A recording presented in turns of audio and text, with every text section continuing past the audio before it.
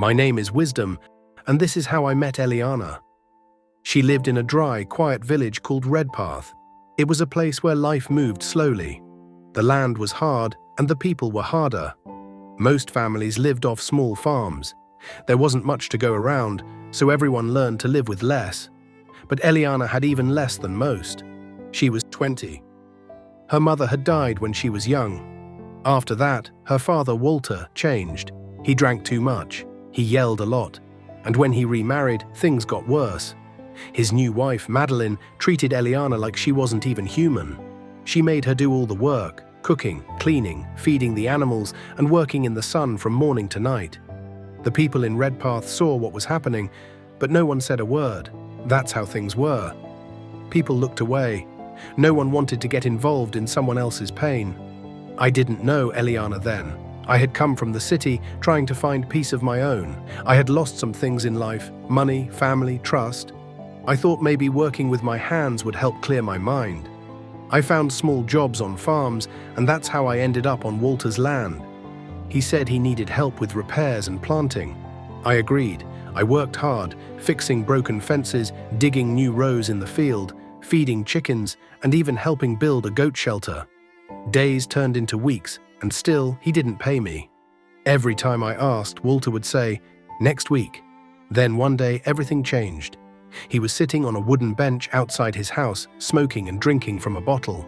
I stood in front of him and asked again, "Can you pay me what you owe?" He laughed, a dry, rough laugh. Then he pointed toward the yard. "You want payment?" he said. "Take her." I turned and saw Eliana standing by the doorway. She had a cloth tied around her head. Her dress was old and torn at the edges. She held a small plastic bag with what looked like a few clothes. Her face showed no emotion. Not anger, not sadness, just stillness, like someone who had been through too much and had nothing left to feel. I looked at Walter, then back at her. I didn't know what to do. I didn't want to take her like some object. But I also couldn't leave her there. Not with him. Not with that kind of pain. So I said, "Let's go." Eliana didn't ask where. She didn't say goodbye.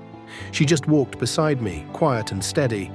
We left Redpath that day with no plan and no promise. Just two people who had been hurt in different ways, trying to find something better. Want to keep following Eliana and Wisdom's journey? Subscribe and tell us where you're watching from. Now, let's see where the road takes us next. We walked for hours before we reached the main road. We waited by the side until a small bus came. It was crowded and loud, but we found space in the back. She looked out the window the whole time, her hands holding tight to her bag. I didn't ask questions. I let the silence be enough. She had said goodbye to a place that never loved her. That kind of goodbye takes time to understand. When we reached the city, the sun was setting. It felt strange to return. Tall buildings, honking cars, bright signs. So different from the dry quiet of Redpath. Eliana's eyes moved slowly across the streets, like she was trying to believe it was real. I lived in a small guest house behind a large home called the White Orchid Mansion. I had stayed there for a while, working for the owner, Mrs. Winifred. She was a sharp woman, but not unkind. I helped her with garden work, basic repairs, and keeping the grounds in order. In return, she let me live in the guest house. It was one room. It had a small bed, a sink, a stove, and a mat near the door. Nothing fancy, but it was clean, and it was mine. When I brought Eliana in, Mrs. Winifred came to the back steps. "Who is this?" she asked. "This is Eliana," I said. "She's my wife."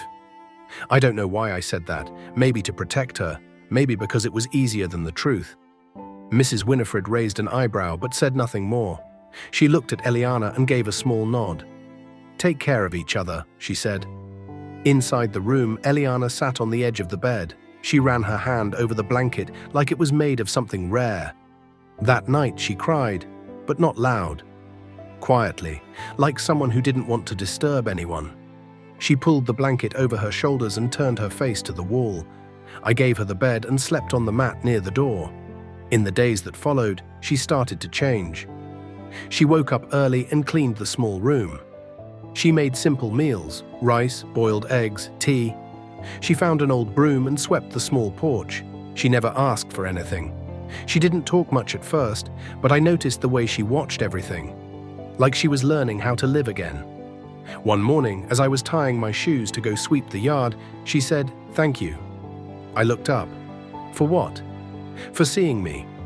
That stayed with me. From then on, I saw her not just as someone I needed to protect, but someone who had survived more than I could ever know.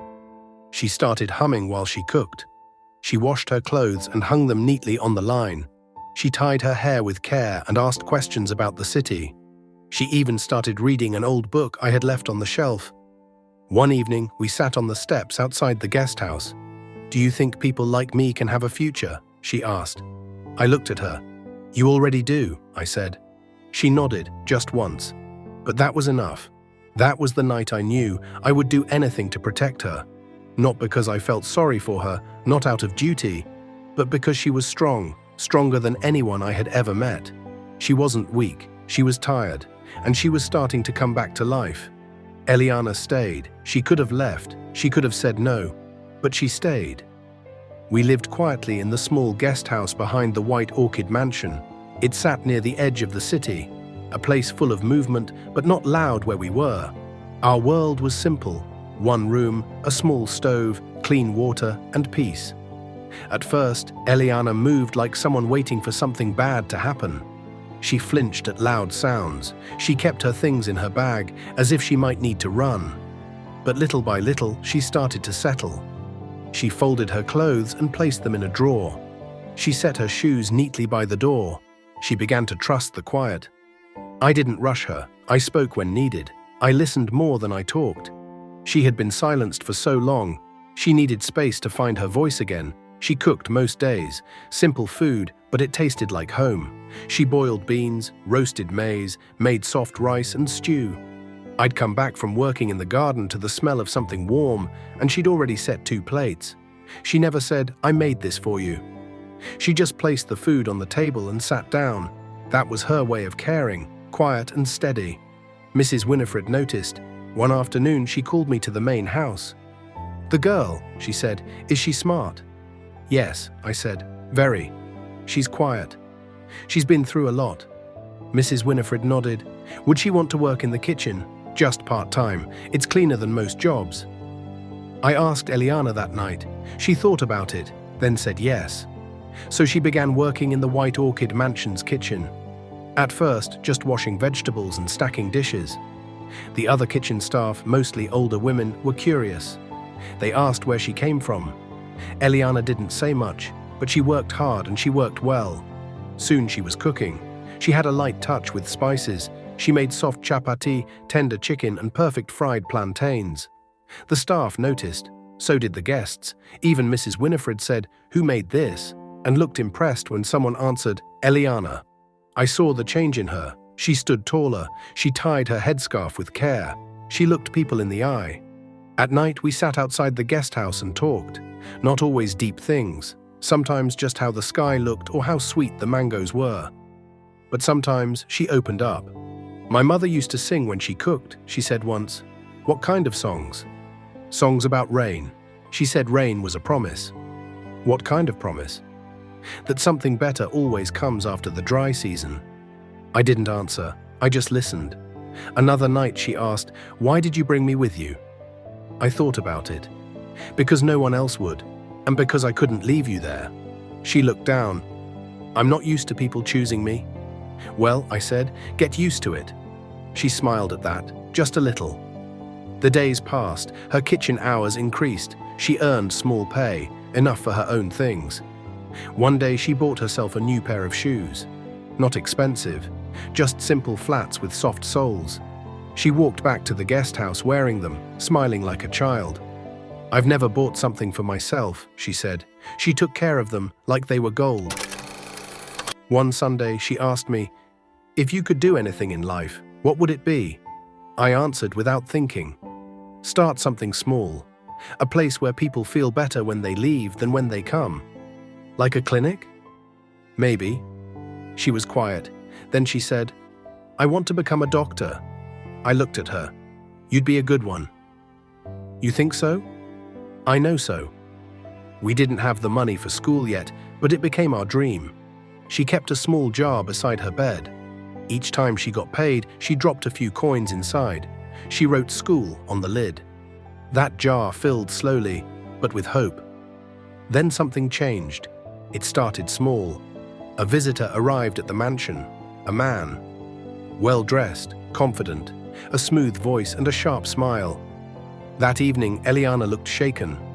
"Who was that?" I asked. "David," she said, "Mrs. Winifred's son. He just came back." I nodded.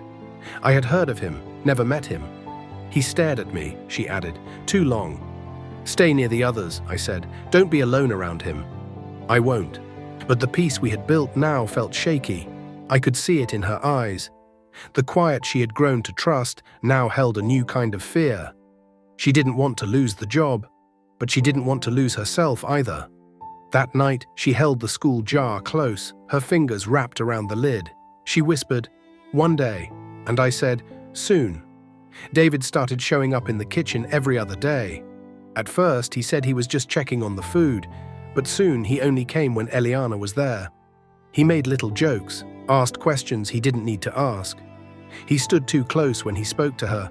Eliana noticed it. I noticed it too. "He makes me feel small," she said one night, sitting on the steps of the guest house. "Do you want to quit?" I asked. "No," she said. "I won't let him take this from me." She had come so far. She had found rhythm and peace, and now this man, someone who had always lived with power and pride, was trying to shake that. One day, while she was chopping vegetables, David leaned on the counter and said, "You don't belong in a kitchen. You belong somewhere better." "I like where I am," she said. He smirked. "You could be in a flat uptown, with someone who gives you more." She didn't answer. She walked away. Later, she told me what happened. I felt a deep, quiet anger. Not the kind that explodes, but the kind that makes you want to protect what matters most. "Next time he talks to you like that, tell me," I said. She nodded, but I could tell she didn't want trouble. She had fought too hard to get here. She didn't want to go back to feeling helpless. But David didn't stop. He sent her flowers with a card that read, "You deserve more than a garden boy." I found the card before she did. I didn't show it to her. I just tore it up and threw it in the bin. That same evening, David walked into the garden while Eliana was picking mint leaves. I was trimming the bushes nearby, watching. He said something low. She shook her head. Then he reached out and touched her arm. I stood up and walked over. She said no, I said, keeping my voice calm. David looked at me with a smile. "Relax, we're just talking." "No, you're not," I said. He raised his hands like he was joking. All right. Then he turned to Eliana. "You know where to find me when you change your mind." She didn't even look at him. After he left, I said, "You don't have to stay there anymore. We'll find something else." "No," she said, "I need to finish what I started." She worked the rest of the week in silence. The other kitchen workers noticed. One of them, an older woman named Grace, took her aside and said, "Keep your head high, child. Don't let money make you forget your worth." Eliana thanked her, but the tension reached Mrs. Winifred. She called Eliana to the sitting room and spoke in that smooth, careful tone rich people use when they want something. "Eliana," she said, "you've done well. You're bright, pretty. You could live a better life with my son. He likes you. He'd take care of you." Eliana didn't respond. Mrs. Winifred continued, "You and wisdom. You're still young. You can't build much with a man who earns in coins. But David could give you more." "I don't want more," Eliana said. "I want real." "You're making a mistake," she replied. "No," Eliana said. "I've already made too many. This one is right." She left the mansion that day and didn't go back. When she came home, she didn't cry. She just sat quietly, thinking. I asked what happened. She told me everything. Then she looked me in the eye and said, "They want me to trade peace for comfort. But I've already lived without peace. I won't go back." I opened a wooden box I had kept hidden under the bed. Inside was a stack of money, small notes I had saved from every side job, every tip, every extra hour. "What's this?" she asked. "Our beginning," I said. "I was saving to start a little clinic someday, but maybe we use this now, to start your school journey, or to open a shop." Something simple, something real. She looked at the money, then at me. "Let's build something together," she said. We packed our things the next week. I gave notice to Mrs. Winifred. She didn't stop us. She didn't even speak to me. David stood near the gate as we left, arms crossed. "You're walking away from everything," he said to Eliana. "No," she replied. "I'm walking towards something." We moved into a small room in the city, not much bigger than the guest house, but it was ours. We bought a second-hand table, 2 plastic chairs, and a water kettle. We kept the school jar on a shelf, and Eliana added to it every week. We started making home-cooked meals to sell, porridge in the morning, stew and rice in the evenings. People came. They liked the taste. They liked Eliana. One afternoon, as we were washing dishes, someone knocked at the door. It was Mrs. Winifred and David. "We came to say sorry," she said. "We were wrong," David added. "And, well, we didn't know who wisdom really is." Eliana and I looked at each other. "What does that mean?" she asked. Mrs. Winifred smiled faintly. "You are his wife in more ways than you know." Then she handed Eliana a small envelope and turned to leave. Inside the envelope was a check and a note. The note read, "He was always the better son, even when we didn't see it." That night I told her the truth. My name, my full name, it's Wisdom Winifred. I left that life. I left the mansion, the wealth, the lies. I wanted to know who I was without it. "You should have told me," she said. "I was afraid it would change how you saw me." She took my hand. "It does," she said. "Now I see you even more clearly."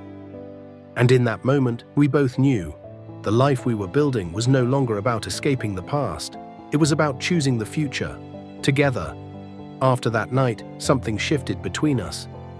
Eliana no longer looked at me like I was just the man who had taken her in. She looked at me like I was her partner, her equal, someone she could trust, not just with her safety, but with her dreams.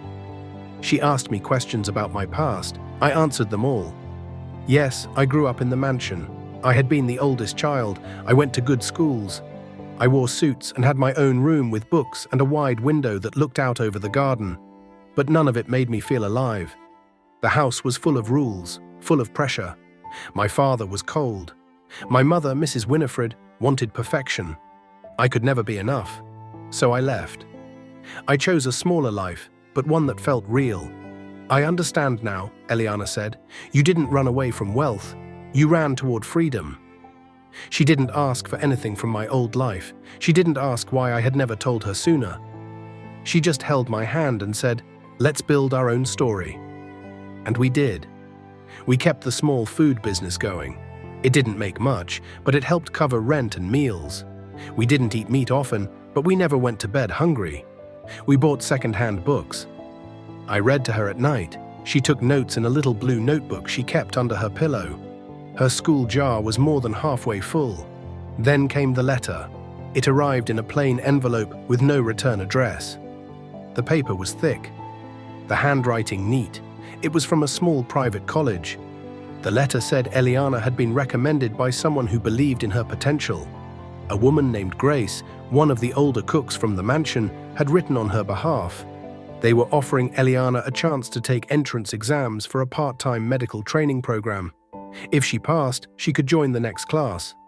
A small scholarship would cover most of the cost. The rest, we would need to manage. Eliana held the letter to her chest. "Do you think I can do it?" she asked. "You already are," I said. We studied for weeks. Every free moment was spent reading and practicing. Eliana had a good memory and a calm mind. She worked hard, just like she always had. But this time it was for herself.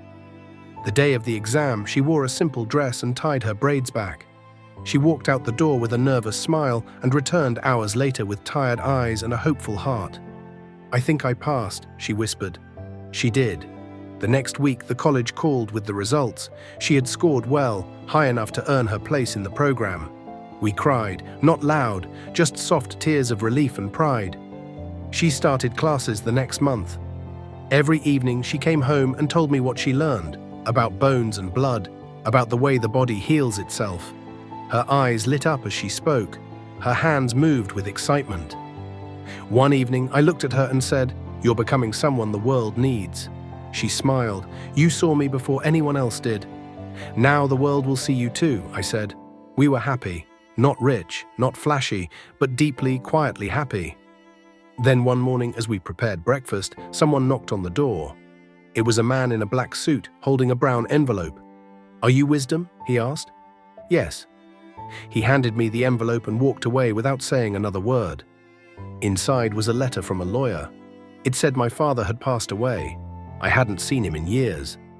The letter also said I had been left a share of his estate, money, property, and access to a private trust. All of it was waiting for me, if I chose to claim it. I stared at the paper for a long time. Eliana touched my arm. "What will you do?" "I don't know," I said. She didn't pressure me. She just said, "Whatever you choose, I'm with you." I thought about it for days. Then I went back to the mansion. Mrs. Winifred met me at the door. Her hair was pinned neatly, her face tired. "You came," she said. "I didn't come for money," I replied. "I came for peace." We sat in the old sitting room. The walls were just as I remembered. Quiet, cold, beautiful in a way that never felt warm. She handed me a folder with documents. "Your father left this for you. He never said it, but he respected your strength, even in silence." "I didn't need his approval," I said. "I know," she whispered, "but maybe I needed yours." I didn't know how to respond to that. I took the documents and left. Back at home, I showed Eliana the papers. "We could use some of this," she said. "Not all, just enough to grow what we've started." So we did. We rented a larger space and opened a small clinic, Life and Health. It offered basic checkups, medicine, and maternal care. Eliana worked there when she wasn't in class. I handled supplies and records. We hired one nurse and one cleaner. Slowly, people came. They came because it was close, because it was clean, because Eliana listened to them like no one else ever had. One day, a young girl sat on the clinic bed, scared and quiet. Eliana knelt beside her and said, "You're safe here." Later that day, she turned to me and said, "That used to be me." I didn't say anything. I just reached for her hand. One morning, Eliana stood in the garden outside the clinic. The sun was rising behind her. She looked strong, calm, full of purpose. "We came from nothing," she said, "and now we're giving people something." I nodded. "This is what I always dreamed of." She looked at me and smiled. "We're not done yet," she said, and I knew she was right. The clinic grew slowly, but it grew. Some days only a few people came. A mother with a sick child, an old man with tired eyes, a young woman needing someone to listen. Eliana welcomed them all with the same quiet care. She didn't speak too much. She didn't rush. She listened. That made people come back. We named it Life and Health Clinic because that's what we wanted to give. Life and the strength to live it. It wasn't big. 2 rooms, a waiting bench outside, and one small cabinet for medicine. But it felt full of purpose. Eliana balanced school and work without complaint. She studied at night, sometimes by candlelight when the power went out. Her books were full of notes and underlines. She didn't just want to pass, she wanted to understand. To do it right. I handled the rest. Cleaning, deliveries, paperwork. I also worked part-time helping vendors in the market. We still didn't have much, but every coin went toward keeping the clinic open and her dream alive. Then one day, something unexpected happened. A man in dusty clothes stood outside the clinic. I was sweeping the step. He looked older than I remembered. Weaker too. It was Walter, Eliana's father. He stared at the clinic sign, then at me. Is she here?" I stepped in front of the door. "Why are you here?" "I heard," he said. "They told me about the doctor girl who came from Redpath." I didn't know it was her, not at first. "She doesn't need anything from you," I said. He nodded slowly. "I just wanted to say sorry. I was a bad father, a bad man." I didn't respond. I just turned and went inside. I found Eliana in the back room, checking medicine stock. "Your father is outside," I said. She paused. "What does he want?" He said sorry. She looked at the shelves. Then she said, "Did he mean it?" "I don't know." She walked to the door but didn't step out. She stood behind it, quiet. Then she whispered, "Tell him. I forgive him. But I don't want to see him." I went back outside. Walter was still standing there. "She forgives you," I said. He wiped his face with his sleeve. "That's more than I deserve." Then he walked away. And just like that, that chapter closed. From that day on, the past stopped chasing us. Months passed. The clinic saw more people. Eliana passed her first year of school, then the second. She started wearing a white coat at work. It wasn't official yet, but it felt right. She had come so far, and I had watched her grow every step of the way. On the morning of her graduation, she stood in front of a mirror, wearing a white dress with blue trim. Her hair was braided back neatly. Her eyes held something new, calm, joy, and strength. "You look like a doctor," I said. "I am a doctor," she replied, smiling. We walked hand in hand to the ceremony. The hall was full of families clapping, calling out names, taking photos. I clapped the loudest when her name was called. Afterward, we walked to a quiet street. I told her I had one more surprise. She raised an eyebrow. "Another one?" "Yes," I said. "One more." I led her to a gate. Tall, white, with gold-painted bars. Behind it stood a small mansion. 2 floors, a big yard, space to dream. She stopped. "What is this?" "Our home," I said. "The white mansion with the gold gate, just like I once promised." Her hands covered her mouth. "No." "Yes," I said. "You earned this. You built this life with your own hands." She looked at the house, then at me. "Wisdom. We don't need all this." "No," I said, "but we deserve it." We walked inside together. There were still boxes to unpack, curtains to hang. But it didn't matter. The place already felt like home. That night we sat on the back porch under a quiet sky. No noise, just wind in the trees. Eliana rested her head on my shoulder. "I have something to tell you," she said. I looked at her. Her eyes were bright. "I'm pregnant." For a moment I couldn't speak. My heart felt too full. Then I wrapped my arms around her and whispered, "Thank you." "For what?" she asked. "For choosing this life, for choosing me." She smiled. "We chose each other." We sat there a long time. The girl from Redpath, once treated like nothing, had become a healer, a mother, a woman of strength. The boy who walked away from wealth had found peace in small beginnings and honest love. Together, we had turned pain into purpose. The future still had questions, but we weren't afraid. We had already made it through the shadows. Now we walked in the light. Side by side. Dear viewers, what lessons did you take from this powerful story? We'd love to hear your thoughts. Drop them in the comments below. If this story touched you, don't forget to give it a like, share it with a friend, and hit that subscribe button. And make sure to turn on notifications so you never miss what comes next.